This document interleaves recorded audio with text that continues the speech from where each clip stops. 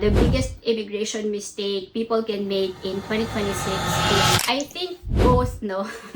Because again, if you are not guided by the professional, the biggest immigration mistake people can make in 2026 is to wait for too long, as well as choosing the wrong pathway. So let's discuss the first one. Waiting too long. Di ba nga, merong tinatawag na tie-breaking rule, wherein kung sino yung mas naunang nag-create ng profile, kapag ka merong tie-breaking rule, yung mas naunang nag-lodge ng express entry profile, yung mas mapipili. Diyan papasok yung you are waiting too long. Also, kapag nag-wait ka ng mas matagal, nag-increase yung age mo, you are missing on deadlines. Nagsasara ang mga programs. So, these factors also affects. Kunwari, ang iniisip mo, okay, mag-apply ako for this, tapos biglang nagsarado na yung program. Or, na-reach yung quota for the program. So, that's why waiting too long is one of the biggest mistake you can do in 2026 in becoming a PR. And also, choosing the wrong pathway. Paano kung ang nasa isip mo lang, ganito lang, ito lang yung ano ko, kasi ito yung alam ko eh.